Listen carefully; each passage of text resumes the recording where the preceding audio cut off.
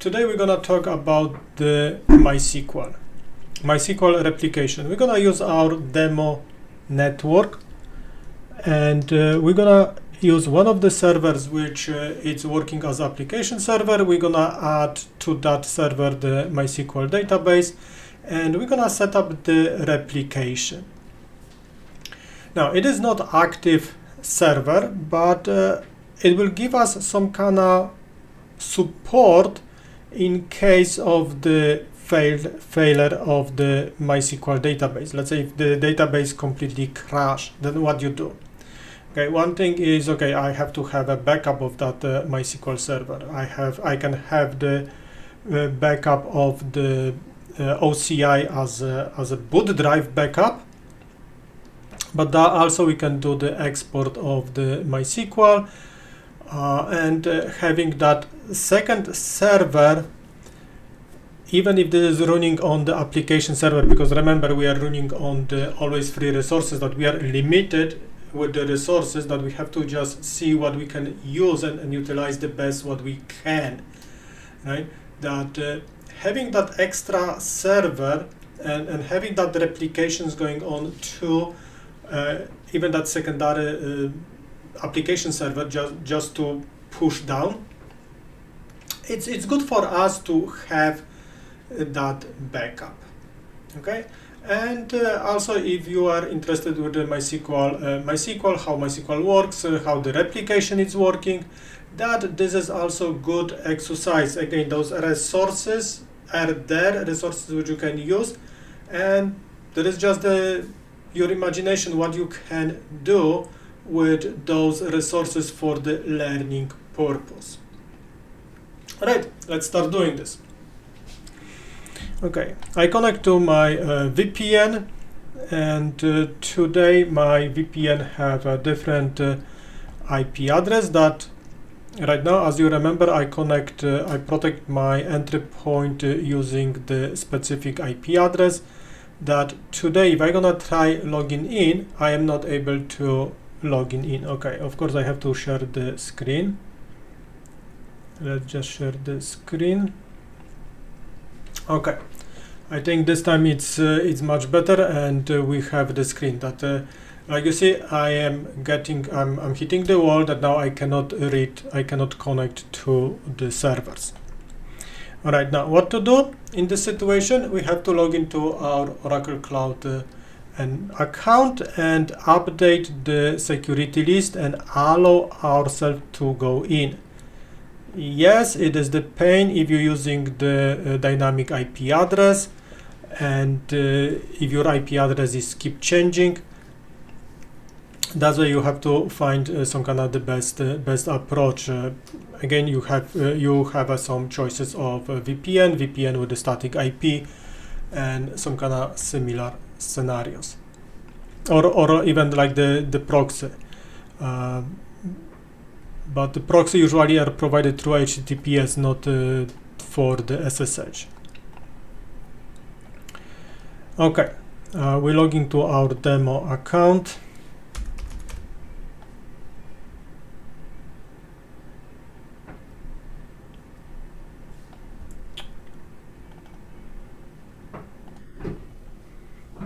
Okay, okay, I think now it should be there. Good. We have a screen now. Good.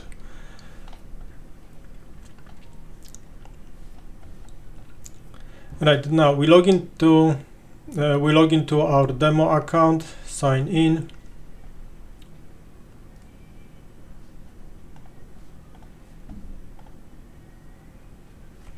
Okay. There is a dual authentication that it is forced by Oracle, that we saw this by now several times.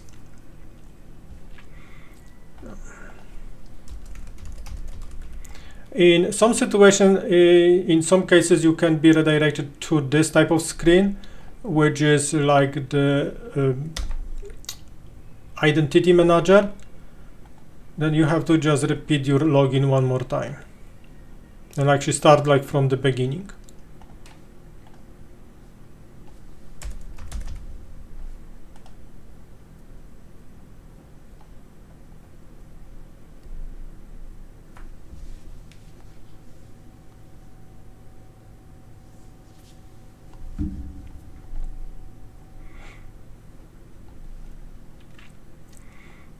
Okay, our security lists are in networking, virtual cloud network, VCN,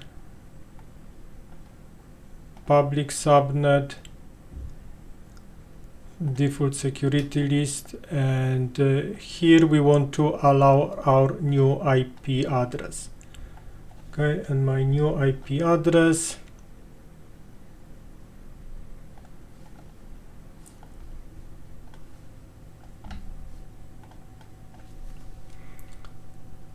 to 954.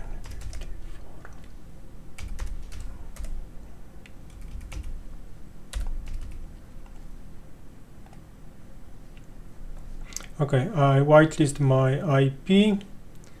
But now if I'm gonna try connect, I'm able to connect. Perfect. But I have connections to app1 server. Let's connect to app3. And we're gonna connect to our database server. Okay, perfect. We have all three connections. I'm gonna put this smaller.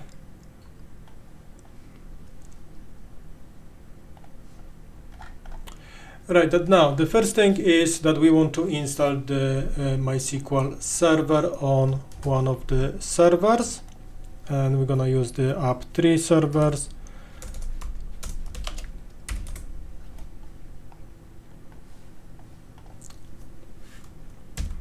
And of course you have to be root, that yum install -y MySQL server. You can use also the sudo command, so you're not becoming the root for that operation.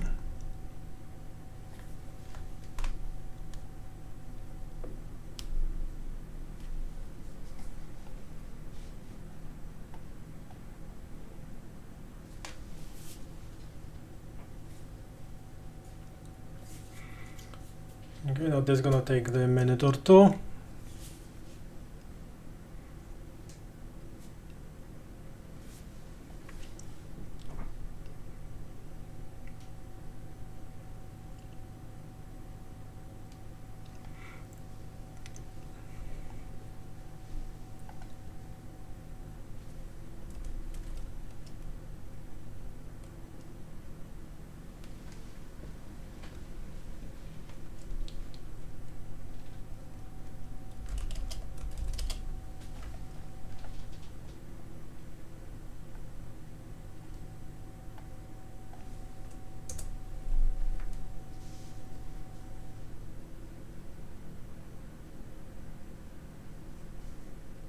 In the situation when you're building the separate server, then you can just refer to the process what we used to build the server database one, that you just going to instances, and you compute instances, and you're creating just extra server and setting up in your environment.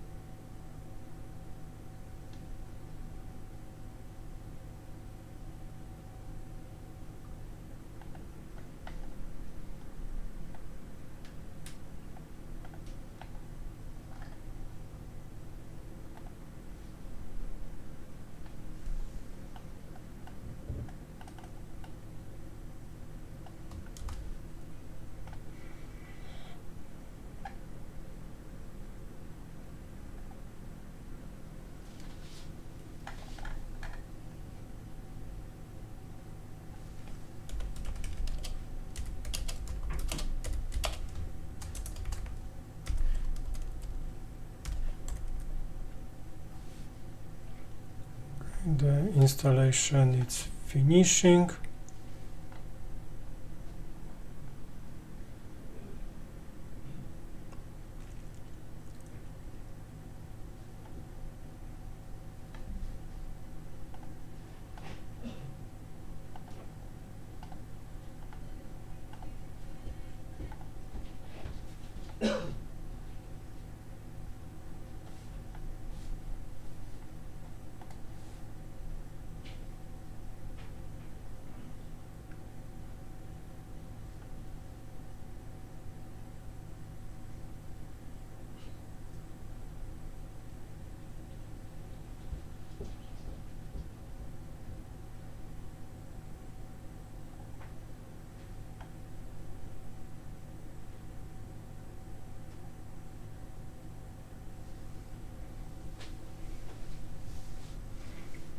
Okay, as this is installing, let's try actually create the server for us and see if we can today create another server.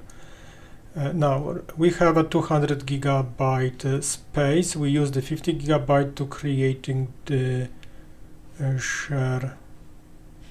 We create the block volume, right? We're not using right now that block volume, that we can remove this block volume and we can reuse 50 gigs to create additional server. I'm gonna remove this because we are using right now the data folder we are using from DB1.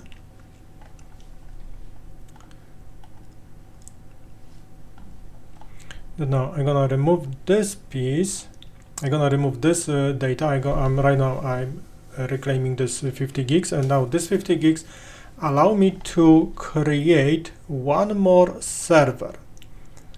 Okay, that now let's use compute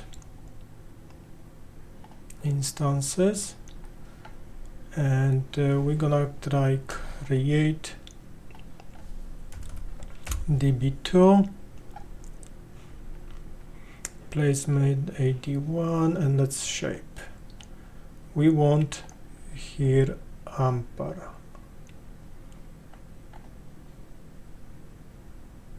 Okay, 1 CPU and 6. Let's see if we will be lucky today to create this server.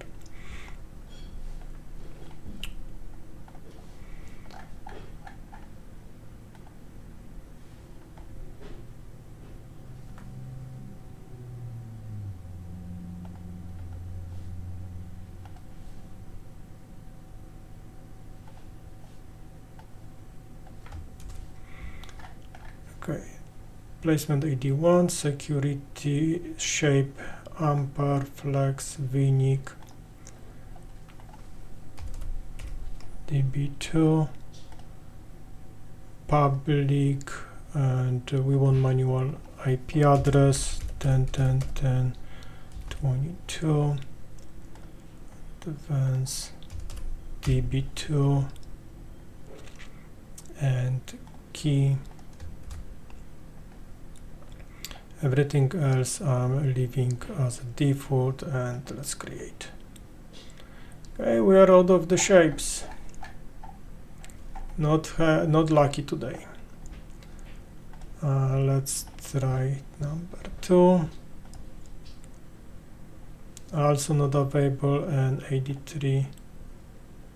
It's not available. Okay, that we are not able to create the server today.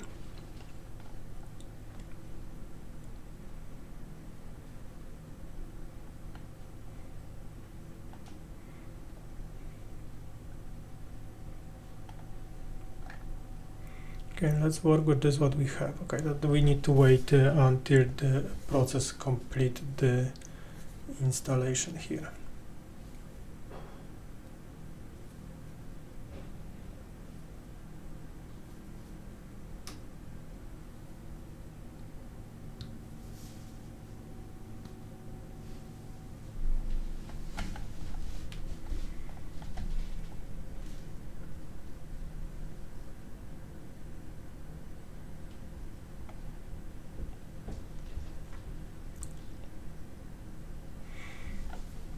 Okay, as we're waiting, let's open one more connection to the server.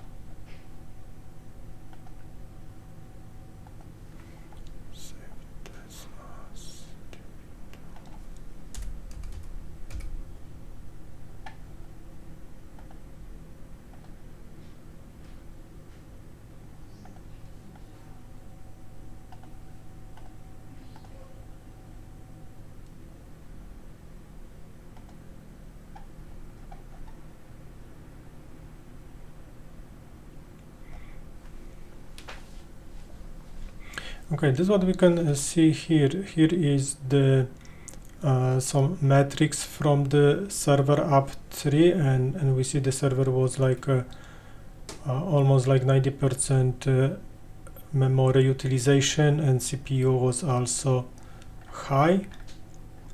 Let's open our console connection and let's see what we have in console.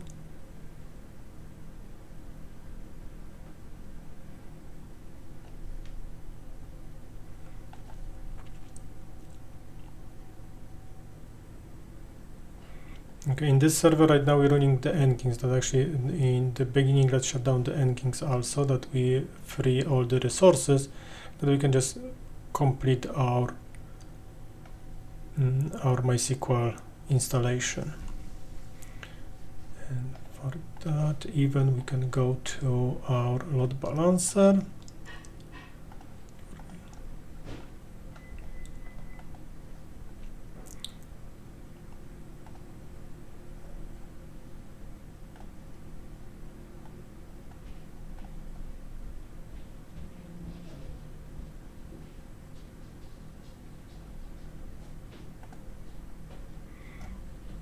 Okay, we see, okay, the server 1.2 was removed, but server 1.3 is actually giving the timeout that is completely like not responding. We're gonna mark this right now as an offline server. And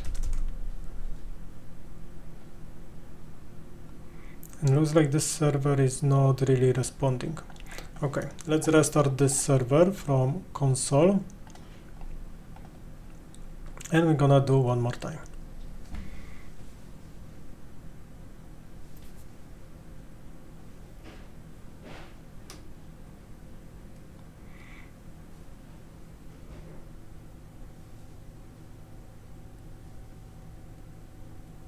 And that it's much better to work on the Ampere server. It is working good, the performance is good for like the MySQL, for the Apache. Working with the AMD server with those limited resources here, it is challenging if you're trying to do multiple things.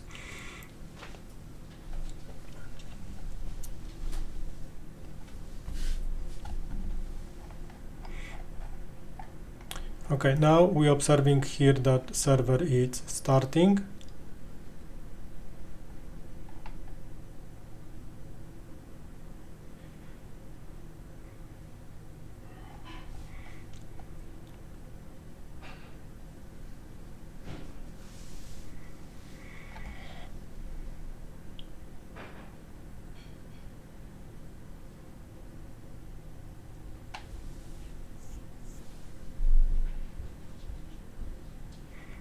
Okay, logging in.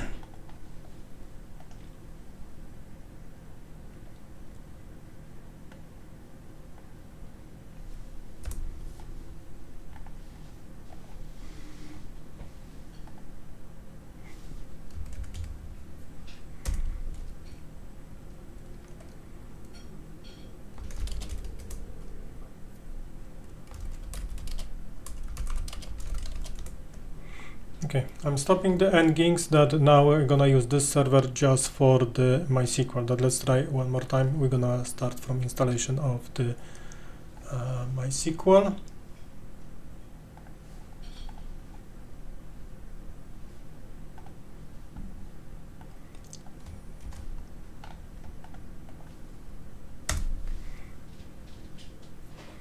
And we have also the session view, the terminal window, that if something will happen, we should be able to see some activity here.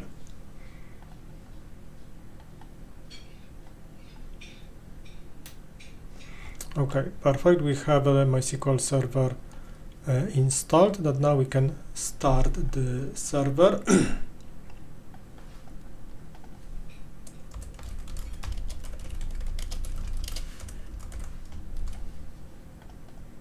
Service MySQL D start.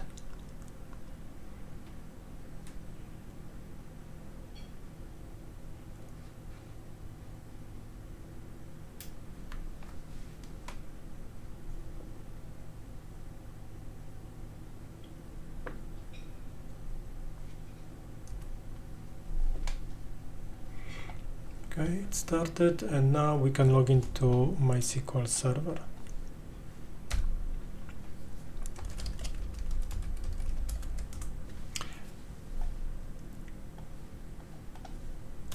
Okay, when we log into the MySQL server, okay, when we build the MySQL server and we start, you have two options. One is insecure, second one is the secure when you create this. That with a secure server, you have to, or the system will create the password. Now here it is insecure, but you can log in without the root password.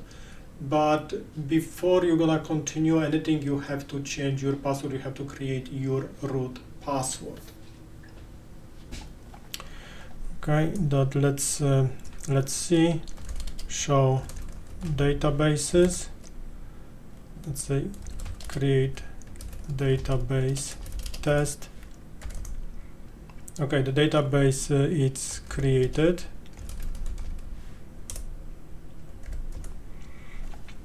Okay, but now first thing which you want to do is to change your root password.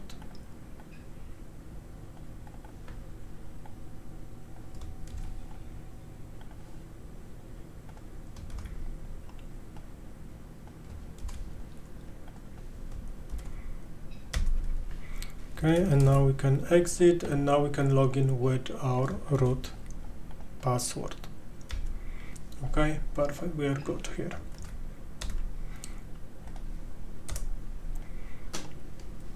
Okay, now we have to prepare the server configuration. There is a couple elements or a couple configuration parameters which need to be set up in order for MySQL server to be ready for replication. Now, what those elements are?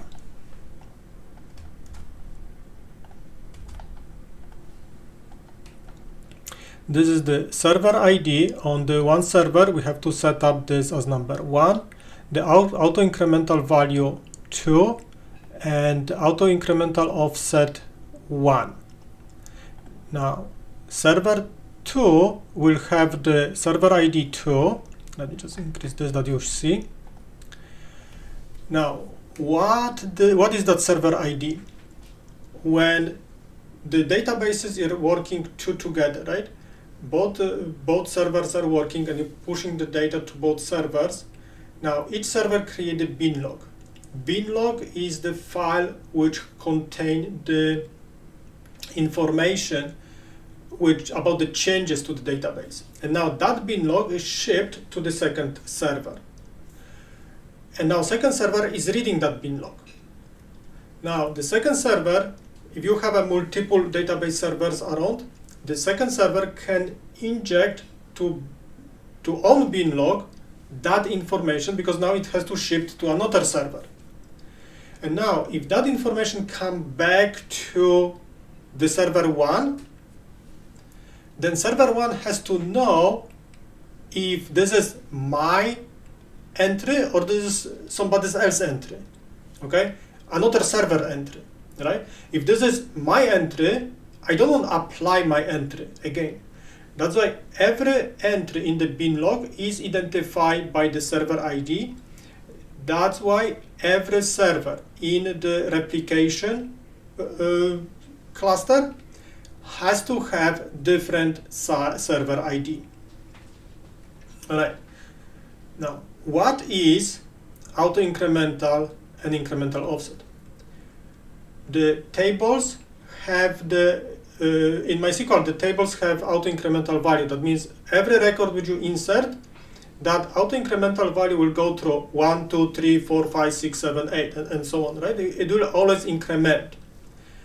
You don't have to specify what is that value for auto incremental column. But if you have a two server, let me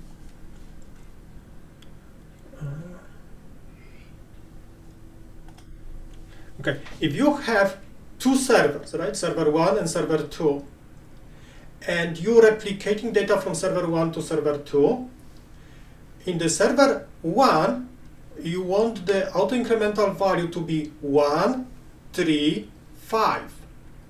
Now on server 2, you want the value to be 2, 4, 6. That when those values will replicate together, they will nicely join together and there will be no glitch with replication. All right, did this have a sense? I hope you understand this, because this is very important in terms of the MySQL replication.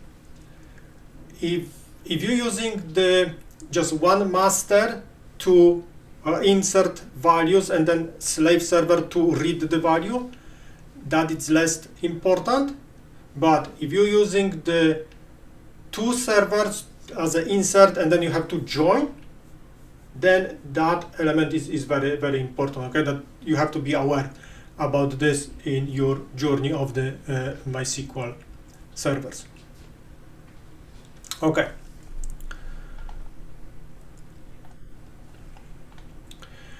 That one server gonna have auto incremental 2 offset 1 and second server auto incremental 2 and offset 2. This will create that offset values. Right, now let's set this up. Let's copy this and exit.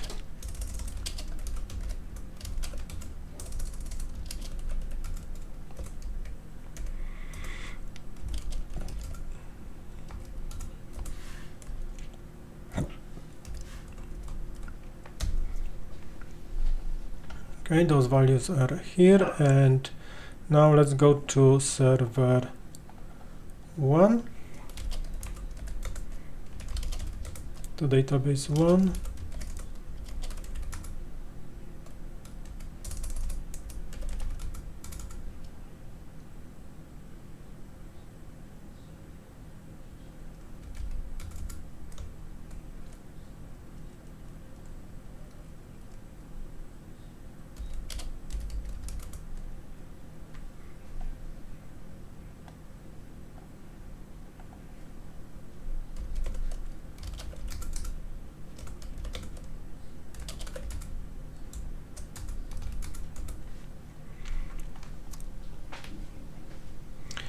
Okay, we have a server ID 1, log bin log setup. We need the log bin log also here.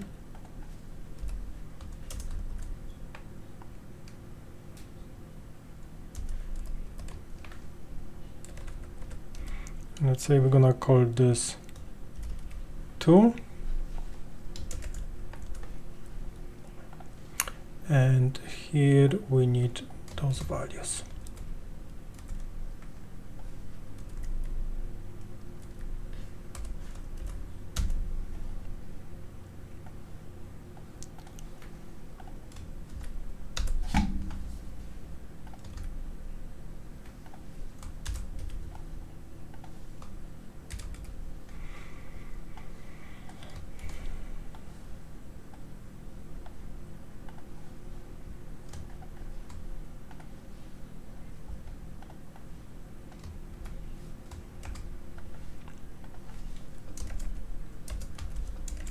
Okay, any configuration changes to the server require the restart of the server.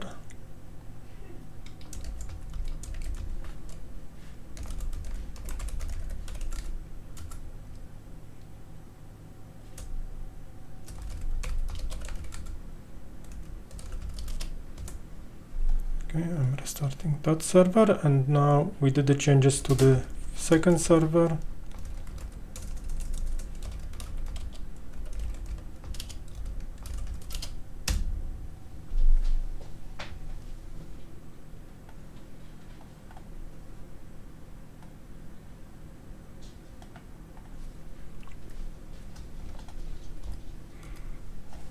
Okay, and let's log into server.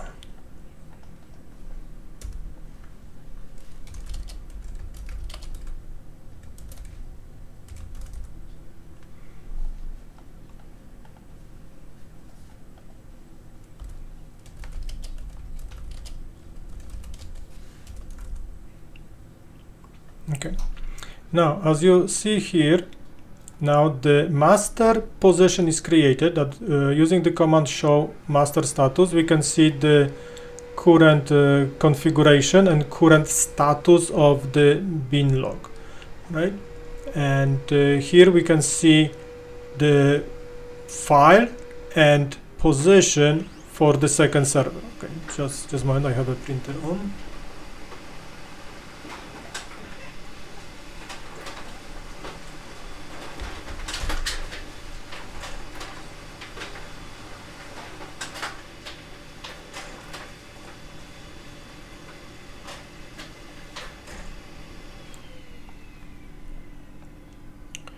Okay, that now the second database is ready for our replication. That now this is what we need to do right now is to take the files, do the export of the first database server, move this file to the shared drive and import this in the second server.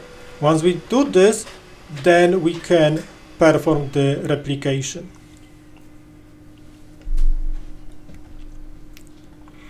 Okay, that now, how are we gonna export this?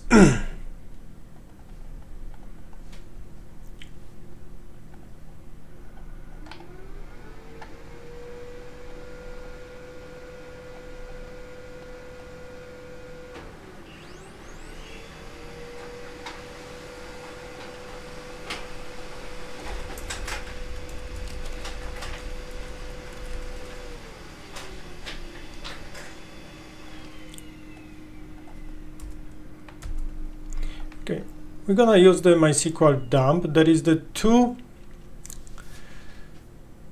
multiple ways how you can make the copy of the database and then what you want to do to copy.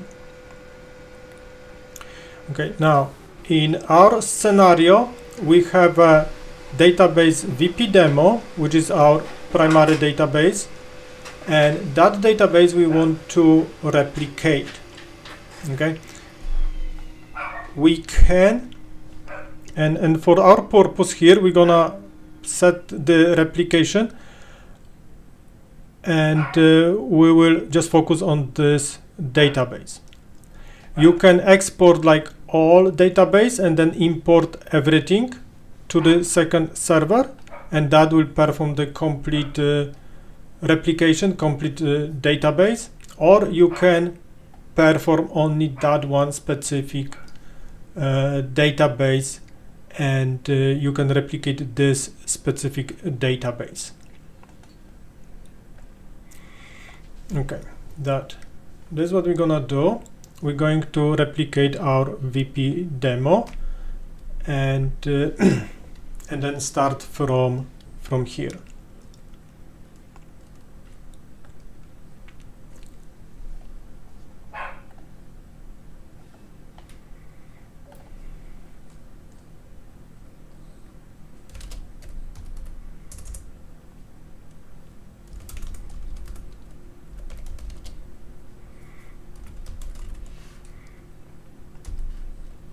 Okay, I create the backup folder.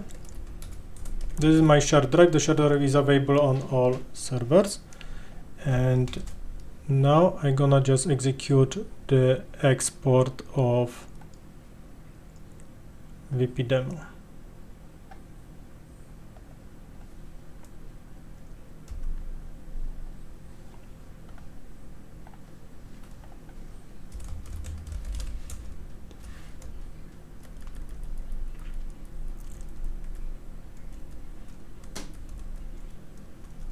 Thank you.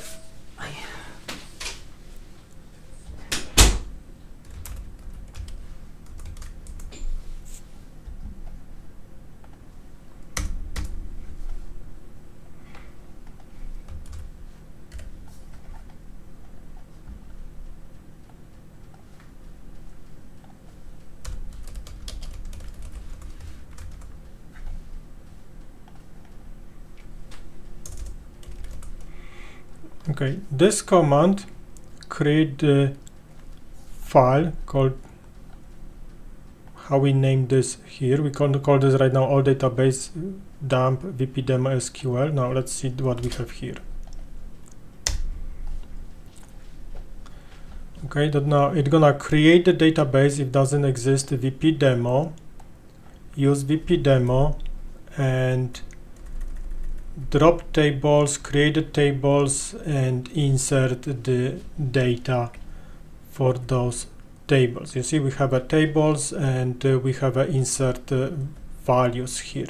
And once we're gonna run this file against the other database, we should have a complete backup of this database, and now we will be like prepared to make the replication working.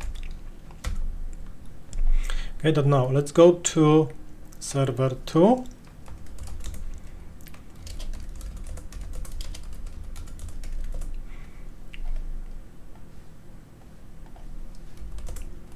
Okay, and we have this old database that now we can import this file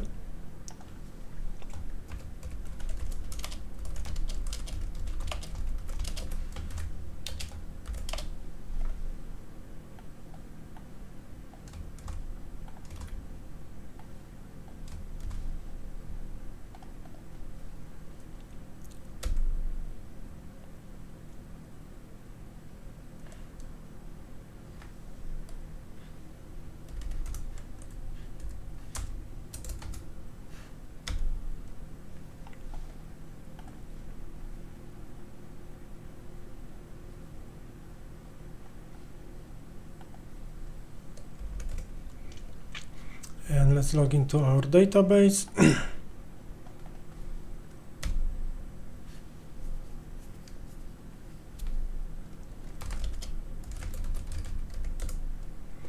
Okay, we have a VP demo here. All right, that now we prepared the database. Now the next step is to prepare the user for the replication, and user who can log in and access the replication information. All right, we have to create the user which will be able to access our replication server.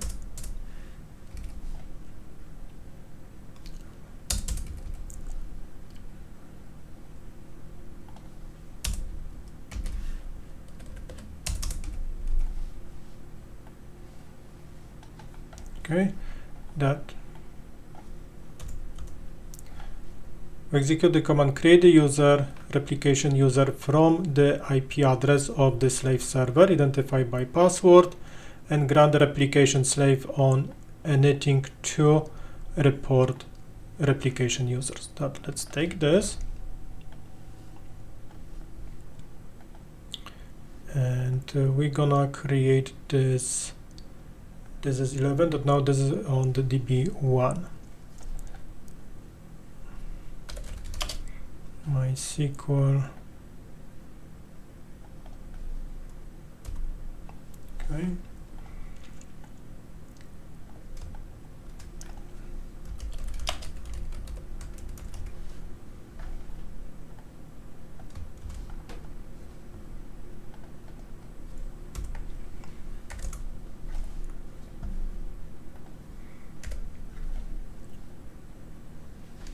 And now on the second server, we have to create the same user, or the same or different user, but usually we created this same user.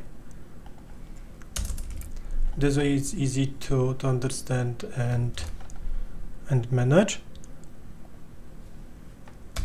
That we create the user replication user from the database 1, identified by the password. Okay, now we can validate if we can connect MySQL -u rep user -p -host. We're going to host 221.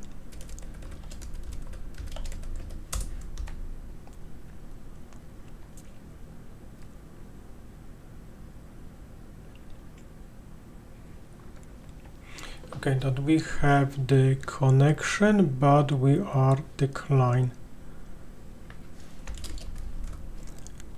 to connect.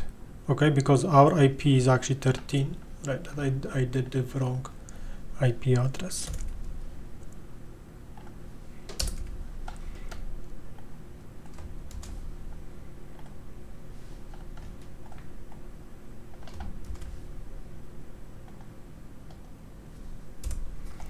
Okay, and I want to drop the user, drop user from server 11.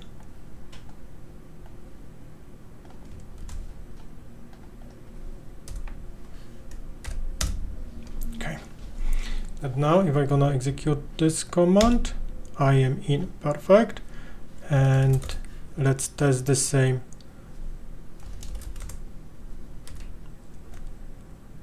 Let's test the same from this server. I am in. Good.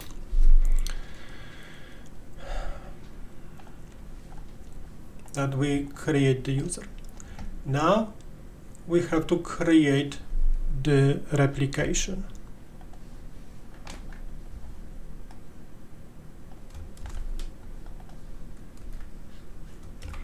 Okay, that on server 2 I'm logging as root. On server 1 also let's log in as root.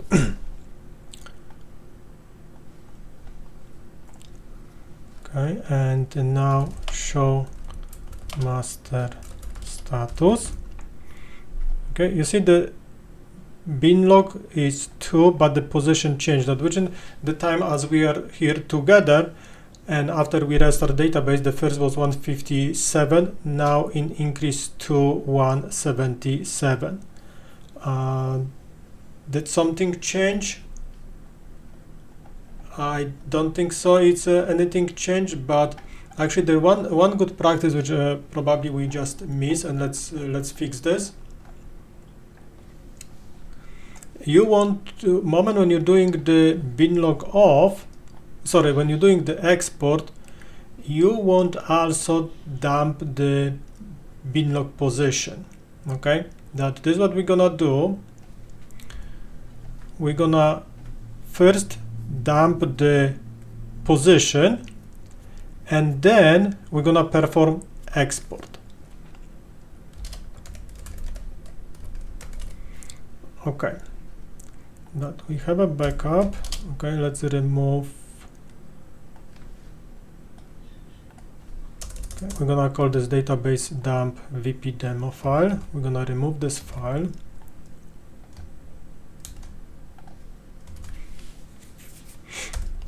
And now we're gonna do the MySQL -root and -e show master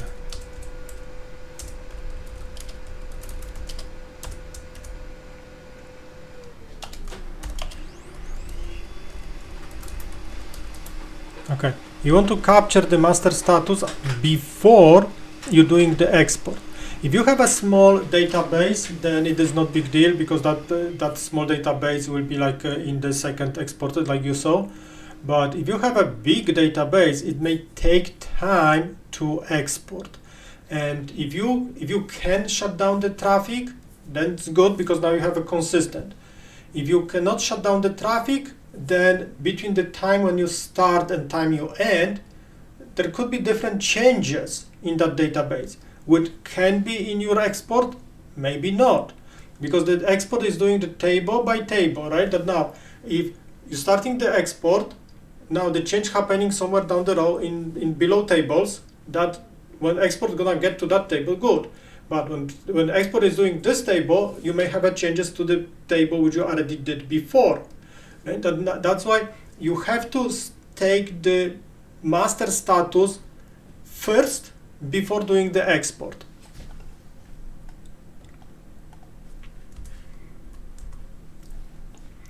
Okay, that this will be our complete script.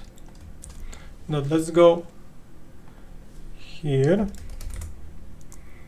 and let's execute this. All right, and you see now, let's remove this file. Okay, like you see, those two files are actually the same, that there was no change really in the database level. But now we have a bin log position. Okay, now let's say if I'm gonna put G,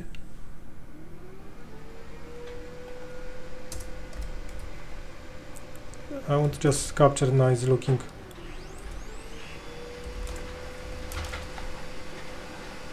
Oh, okay, this is much better and clear how we can see this.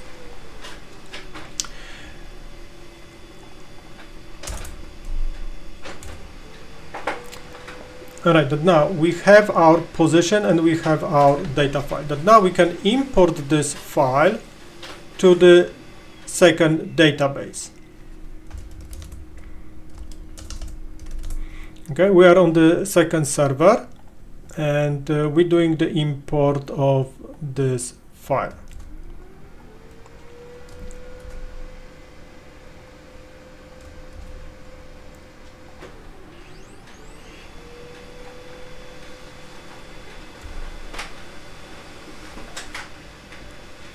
Depending how big that file is, it's gonna take the shorter or longer time.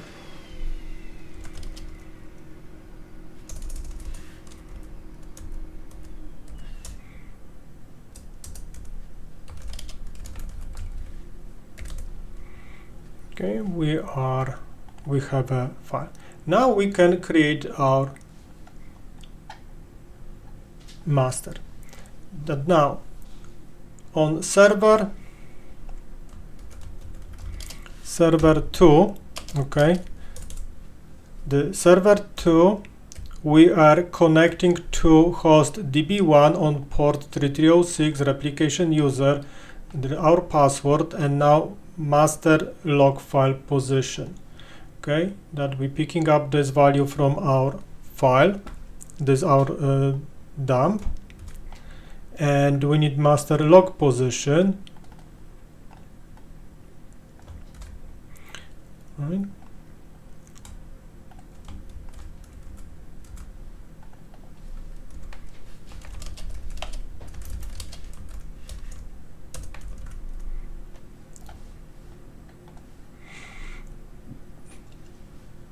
Okay, everything here is good. In this replication we're replicating everything, but be aware that in this exercise we just take the VP demo and we import. We didn't import anything else. That, let's say, if there was any changes or different configuration in for example the MySQL users table, and let's say you're gonna do some action which that user is not here, then this will create your replication error. But in this demo we're doing just the database replication, and then we can deal with the replication errors at later state. Okay, and now start slave, show slave.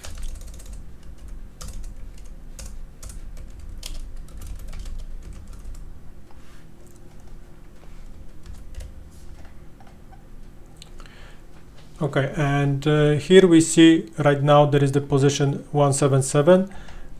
We enter this as 177, and replication it's good. Everything is applied. The identifier, if the replication is good, it's here. The slave IO running yes, and then slave SQL running yes. Now, what's this? Slave IO running is the bringing the files from the primary database, from the master server.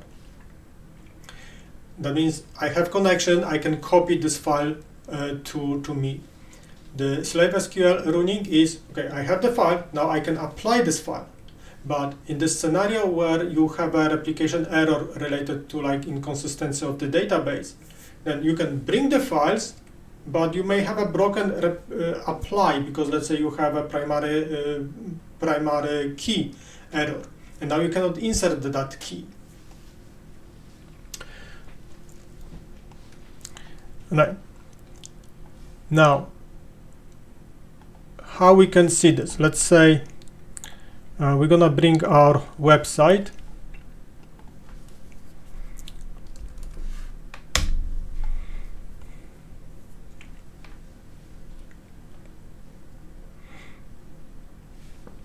Do we have a website running? Okay, we have a website up and running. Now we can go through the. Now that page right now it's supported by one server.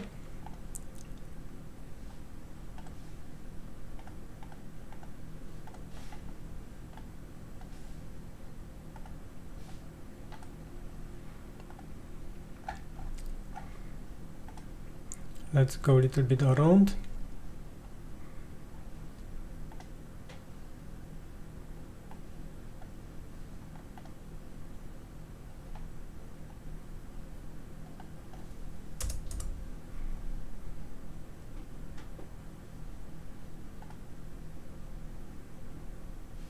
Okay, and now let's see if this change anything in our server.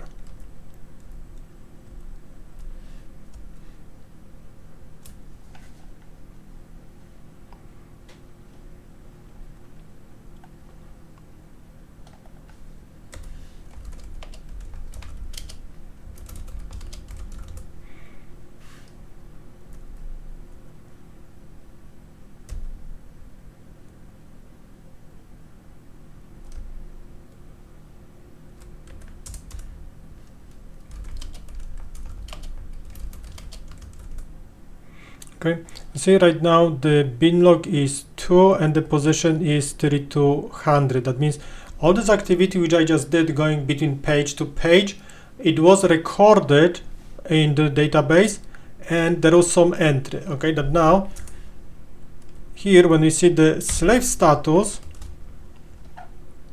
we should see that the position change, and exactly we see that master position change here to 32. And okay, we still are on the same bin log, but you see the position change. That means we are applying the changes, that wherever it's happening right now in the primary server, the same things is applied on the secondary server.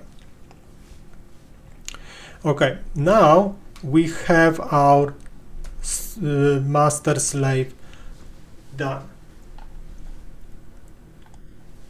Okay, right now we have two servers, server 1 and server 2, and we're replicating from server 1, we're replicating to server 2. That whatever happened here, we're replicating to. But this server is not used at this moment. Now, this is what we can do right now. We're gonna take server 2 and set up replication to server 1. And in that case, we're gonna have a master-slave replication, right? We're gonna have a master-master replication, right? Because both servers can become the master servers. That means we can load the traffic to those two servers and we can see how this is working. Right now, just the digression here in terms of the WordPress. From my experience, I did not exercise too much, but at one point of time I try set up the master-master replication and try use both servers at the same time. It caused me replication failure. That the WordPress is not really application with support like the master-master replication, especially like two servers writing to two different databases and replicate database layer. Okay, I think it's better for the WordPress to use the single server for the inserts, and then we can try configure the second server for reading, which can be a little bit more beneficial. Or if you have you have a master-master replication. At any point of time, you can take the full master's database server and you can switch to the second server, okay, to do the maintenance, okay, but that you can fully switch the traffic to the second server. Don't create this as like, okay, I'm gonna put one server here, because at that moment you may end up with replication. If I could remember, there was the one specific table which had the failure, something related to the primary key in that table. Okay, but this is just the application layer level. There is nothing to do with our core model or core purpose of the master-master replication. Alright, but now let's set up the replication to the second server. That first, we have to set up the user on server 2. Now, our user will come from the IP address 21 that we're gonna set up also the rep user. Let's create that user.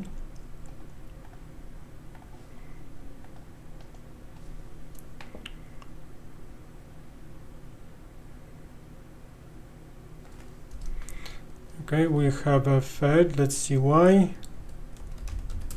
Select user, host from MySQL user. Okay, we already have a yes, we already created this user before that. We already have that user and we validate the replication. Okay, that now show master status. Okay. Now we're gonna call this as, let's put the IP address here, 10.10.10.11, no, sorry, 13. Replication user, the same password, and our bin log. A bin log and position.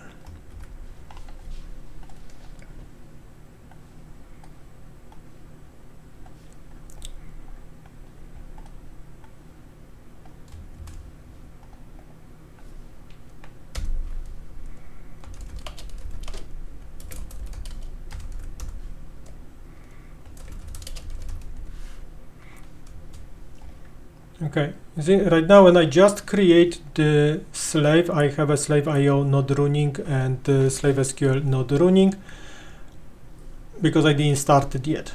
Now I'm gonna start slave and again show slave status. You have the message that the replication was it read everything. We have a yes.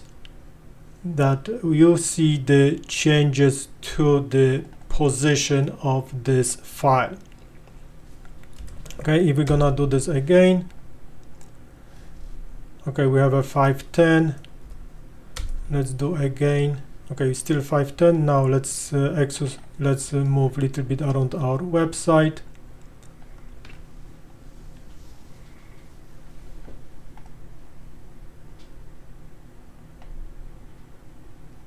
Okay, let's fix this. Plugin users settings reading.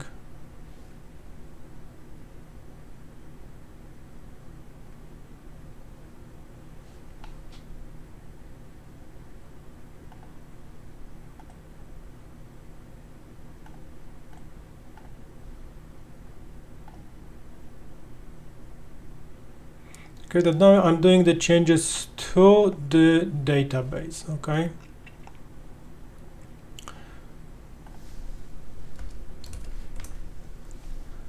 But as I did the changes to the configuration of the blog, you see right now my landing page is the sample page, and I'm going to blog. I should see the list of the post. Let's see the post. Okay, I see the post. I'm going back to blog list. I have another post. Right now, let's see how this affects the slave position. Okay, you see actually the slave position is also affected. That now wherever it's generated right now through the master server, it's put here as well, and then sent back because of the configuration what it's in the server. That we see the change, we see the replication, it's working. Right, and now how we can connect to those database servers. one thing which I just showing you here is the connection through the command line directly on the server. But we can also utilize the tools like the workbench and connect to this database remotely. Of course, we have to allow this communication.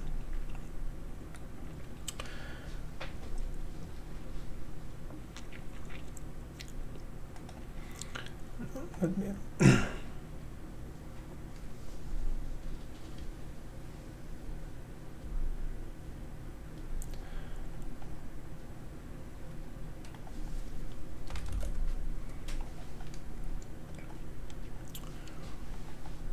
Okay, server 1, let's connect.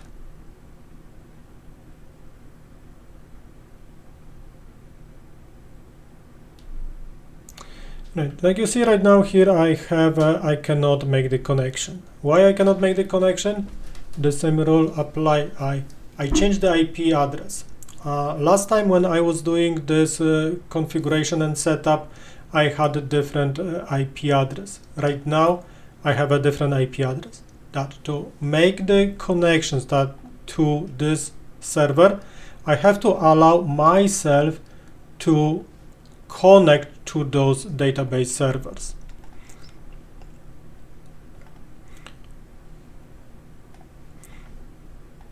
Okay, where we doing this? We're doing this in the network security group. That networking, virtual cloud network, VCN.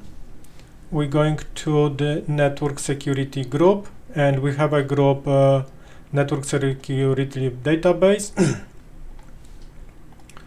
And here we have to edit our IP address to our current IP address.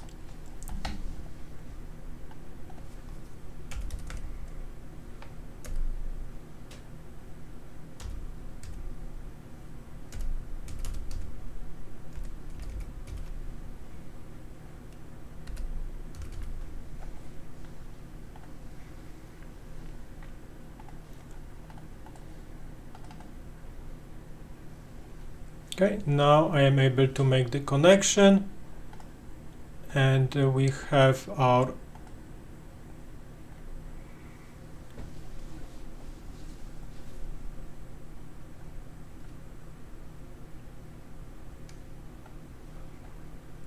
we have the list of the tables. Okay, now how we can connect to the second database server? The second database server was on the app 3. But now on the app 3 we have to add the network security database, network security group to this network interface that we can connect to that database server. That we're going to compute interfaces,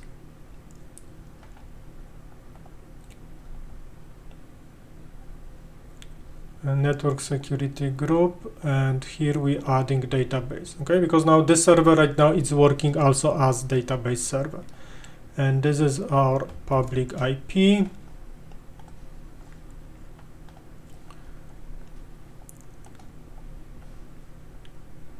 And what we're going to our workbench,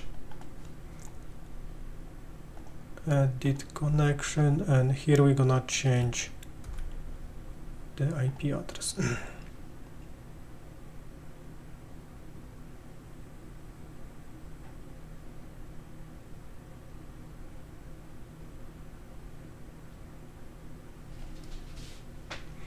Okay, we are not allowed connect with the support user. Why? Because that support user was not created here. Now we have to create the support user.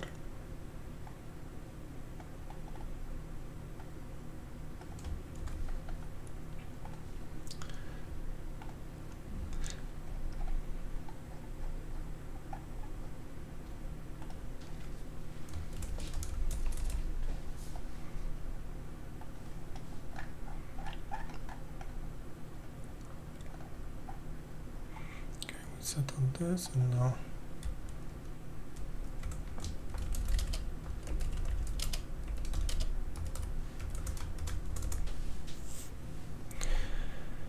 Okay, now there is this small problem, because if we're going to create right now the replication,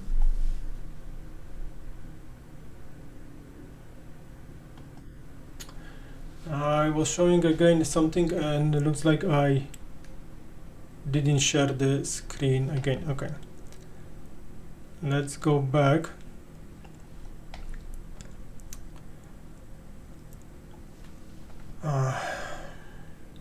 Okay, I was talking about the workbench connection and allowing myself through the security list. But let's go through the security list. And why we have that security list? Because that security list it's securing the database connection.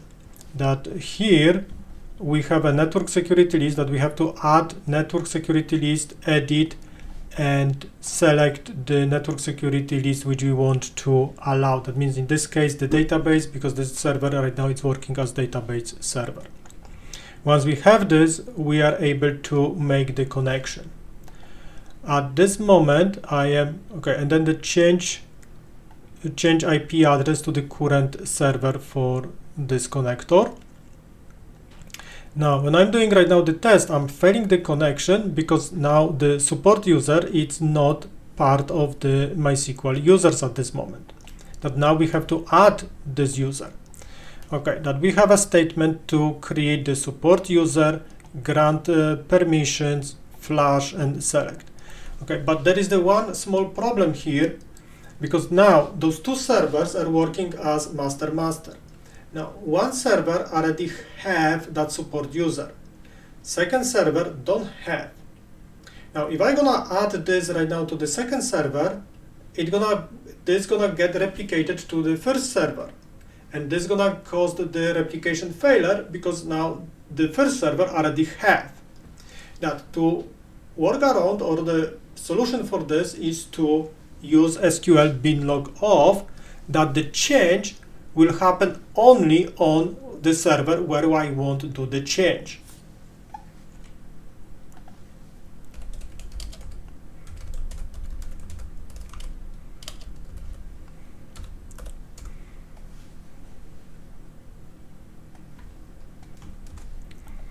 Okay, that to do this we have to first execute the set SQL log bin equals 0, then create the user, grant permission, and flash, and then this will create that user.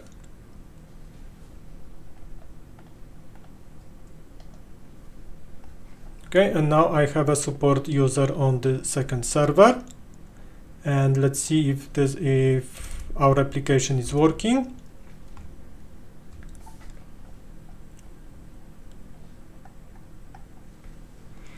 Okay, we have a replication working. Yes, all right.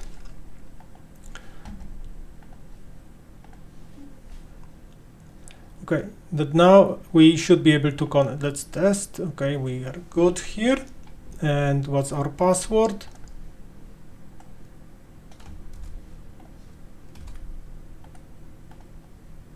And we are able to connect. Perfect. Close. This is DB. Okay, DB1, DB2, and we have here we have a test database, VP config, and we are here we have just VP demo and rep demo database with the sample.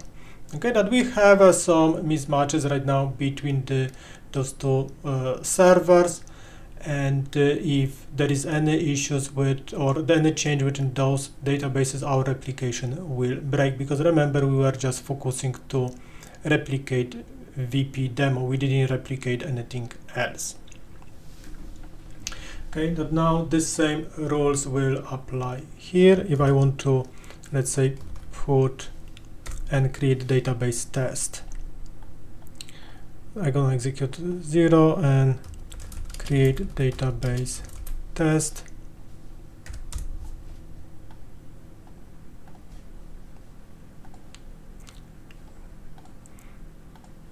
Okay, I have test database and here, and I have a here. Now, because now I set up my session with the binlog 0. Okay, this is the session, this is this connection. But now, whatever I'm gonna do within this session, after executing binlog 0, it will not write to the binlog. That I have two choices. I can reconnect to session, or I can set the SQL log bin equal 1 to start writing to the database. Okay, but now I set up the 1, and now I'm gonna create table.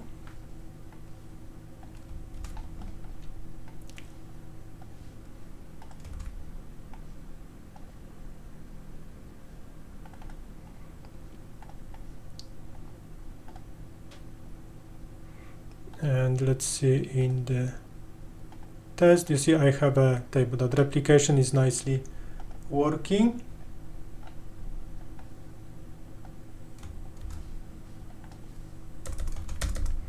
And let's insert some records.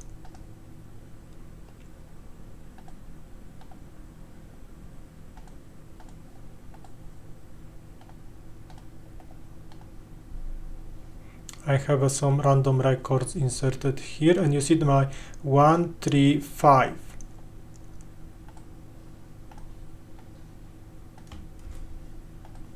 And okay, this is the data which are replicated. Now, if I go to insert the data from here, this is the second server. Okay, and now what I'm gonna have? See, now I have a 6. Okay, but now I have 1, 3, 5. The 5 is from the other server. This server create the 6 entry. Okay, if I gonna go and create more records here.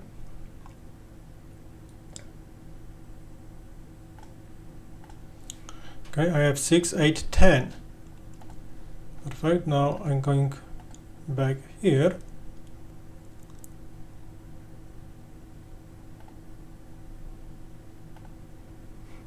Okay, I have 11, 13. Now you see right now those two servers work fully independent, and each server they're creating the different records. This way those records can join together.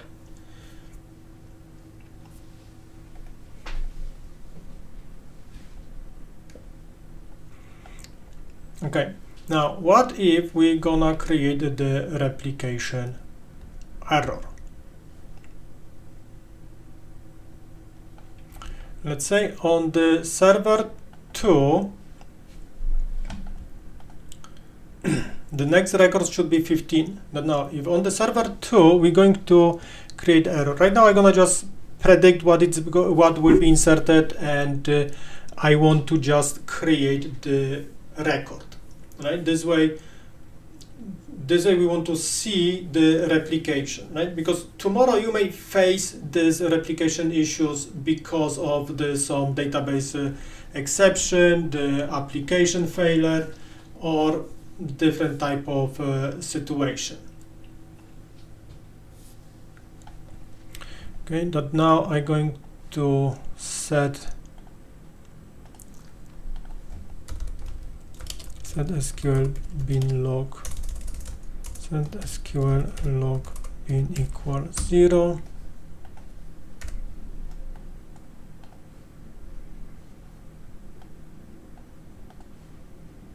And I'm going to create the record 15.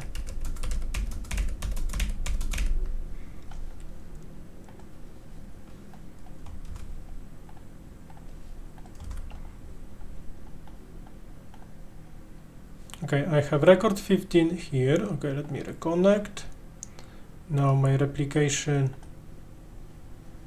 Now if I'm going to create new record, no, I don't want to create new record yet.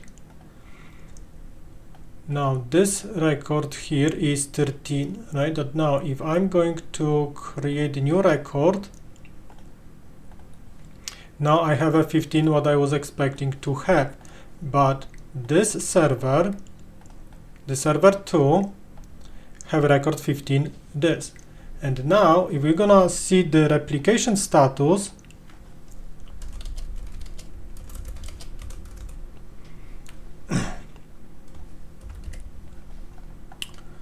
see, there is the exception right now. Coordinator stopped because there was the error in the worker.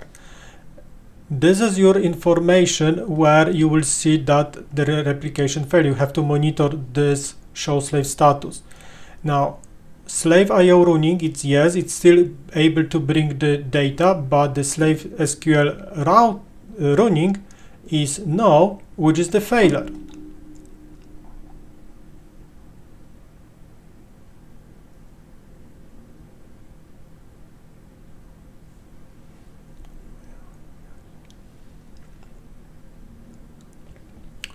Okay, but now what we're going to do,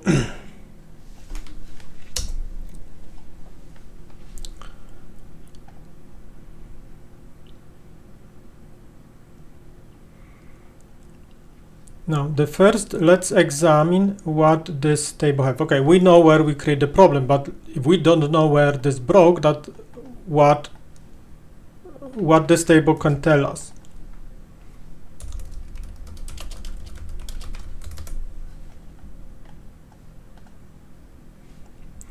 Okay, worker 1 failed. Let's see this message.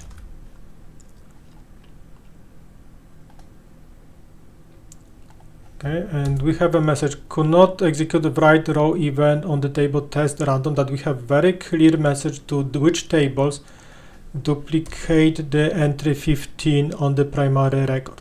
Perfect. That we know exactly what happened. Now this message is pointing you exactly to the entry, and you can see. Now one more place is that you want to examine the bin log as well and see this position to see if there is anything else, because in some situation, and I'm not sure if this is related to a server which I'm using, the version or this is the behavior, if you have a high traffic on your database and there is a lot of changes happening, that position not gonna have a one change, that position may have a multiple changes. And if there is the multiple changes, that message may be true, maybe not true. Okay, definitely you're gonna have a problem with this position, but which failure is that you may examine every entry in this position to identify actually where is your real problem.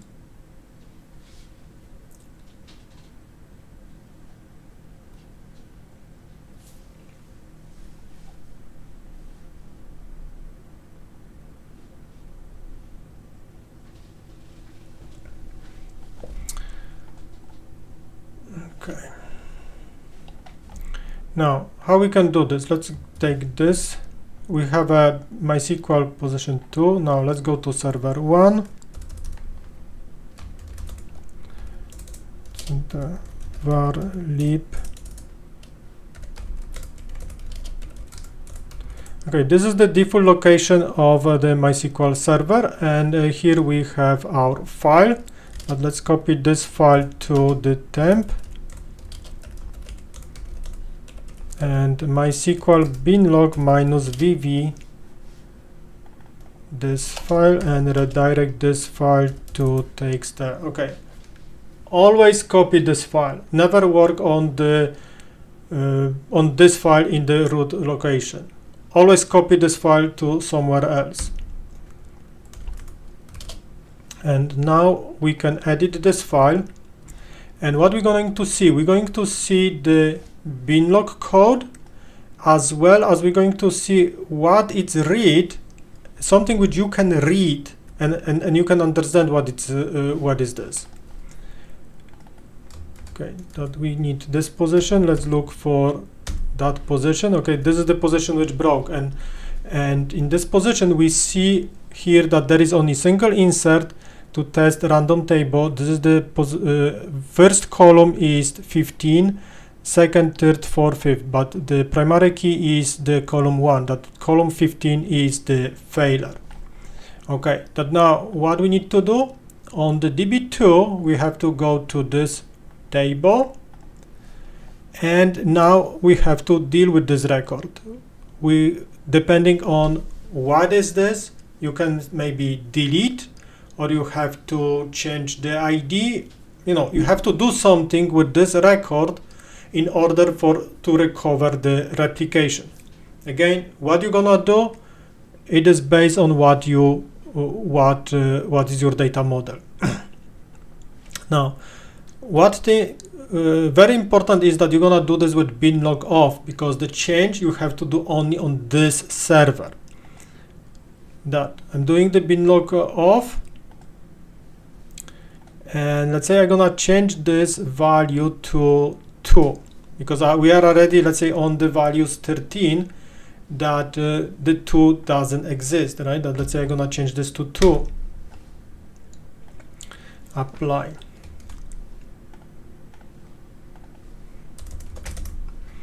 Now, once I apply, I have the record 2 here, but I don't have this record in the other database. But now my next action will be to probably take that record and insert to the other database, that I'm keeping this table in sync.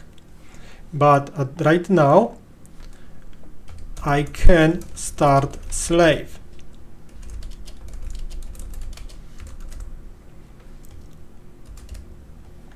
See, right now it's yes, it's recover replication, and if we're gonna see this table again, we have a 15 value correctly. Okay, now what to do with the record number 2? We're gonna export this record. Okay, let's take this and we're gonna export.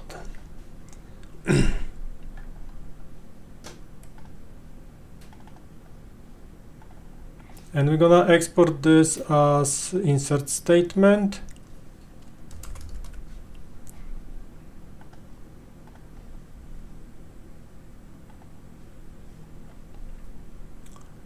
And let's open.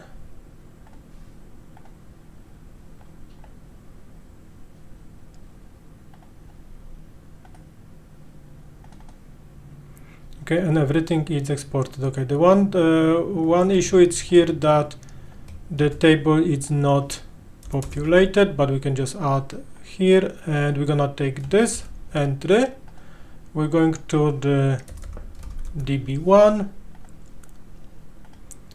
grab our SQL log bin log, set this off here, execute that one, insert this, and now we reinsert record to the table, and now we are completely operational. All right, that what we did today, we set up the second server, we established replication for the VP demo, we had the issues with the replication, we recover replication, and I show you how to deal with replication. That now, if you're gonna go through this exercise, you should have the good understanding of the setting up the MySQL server, set up the replication, and deal with the replications error. Okay, this which I show you, it's base, this is the base foundations, but it is good start for you to get things on the road. Okay, now as right now we have a master-master replication, can we use this and can we flip the database connection to that second database? One thing is we need to have the VP demo user created. Okay.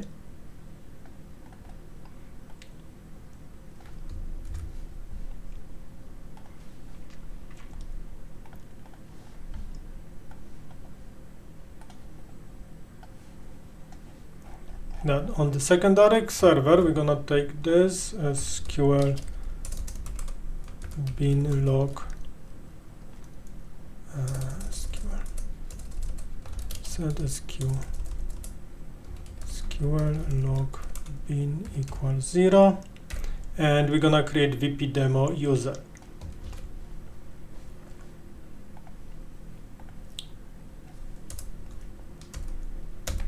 Okay, now we create our VP demo user, the user which is used by the application. We have a database that now we can switch the connection to this database from our application. Now let's see which server right now it's active.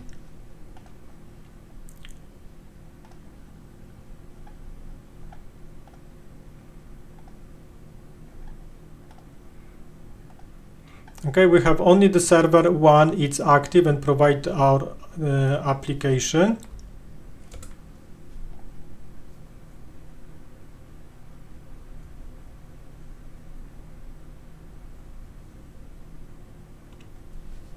The page is up. That now, if I'm gonna go to our server 1, okay, this is the server 1.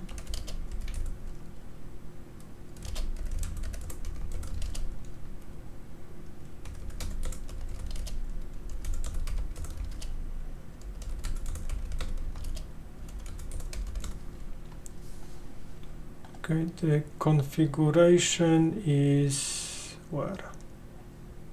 Config.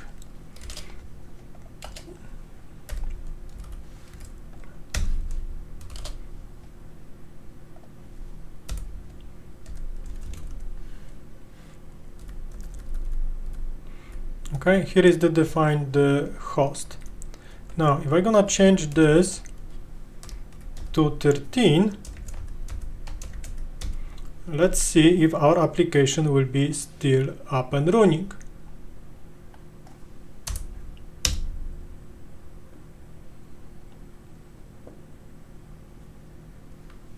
Okay, we have the application up. See, now I changed the database connection to the second database, but my application is working right now. That if I have to maintain at this moment the database 1 server, I can maintain, and there is no impact on the primary database, on the primary application, as you see here. Okay, but now if I gonna go and here and I gonna do the stop service stop MySQLD,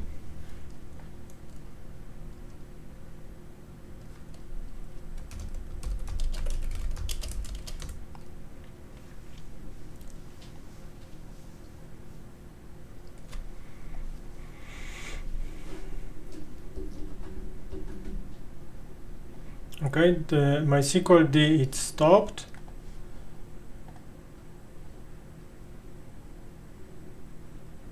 The application is still up and running.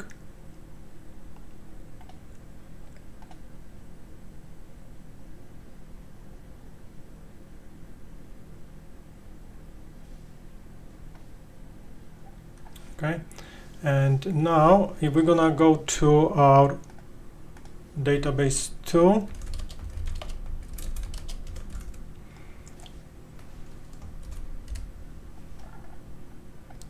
okay, we have an error connecting to the server 1 because we stopped the database. Okay, that now you can perform the MySQL update, you can perform the database server update, the reboot of the server, whatever you need to perform, you can perform, and you are not under the pressure that whatever time you need to do, you have to spend on that server,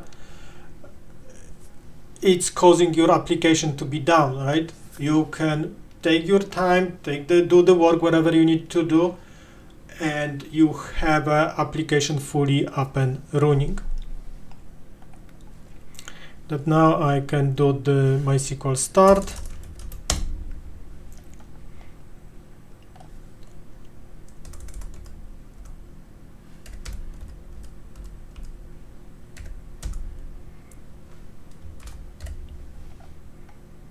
Okay, it's still showing failure. It's gonna take the minute or two to recover, or actually I have to do the start slave.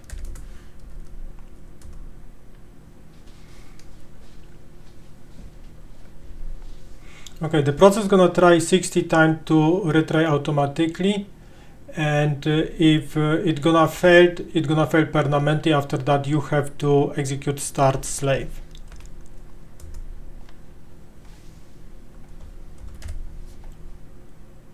Okay, and it now recover everything is working. Okay, now we can come back to our to our application. We can, let's say, make the backup to the DB2 app3 at this moment, right? Because there's the configuration, and then we can take our DB1 file and copy as primary config file.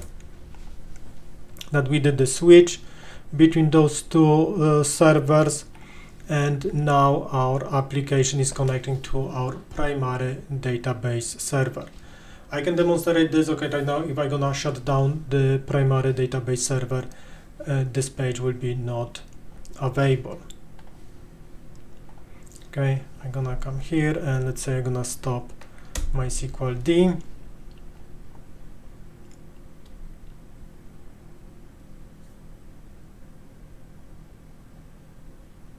Okay, here is stop, and now if I want to go to page, I have an error establishing database connection. Right, that I think this complete really the cycle and complete the fully complete the presentation related to the MySQL replication, how to replicate, how to set up, how to recover, and you see that the benefits to having those two database servers. Even if you're doing this late night and you know your application have very low traffic, but you still have some users there, then even using this system, this always free tier with this very limited resources, what you see, having that extra database server and pushing that traffic to that extra database servers, yes, performance is not perfect, but your client will still get your page, will still get your information, will not get the blank screen with the errors for, I don't know, let's say half hour, whatever time you need to take, which will take you to do the maintenance, to perform the update, or whatever you're doing, or recovery, right?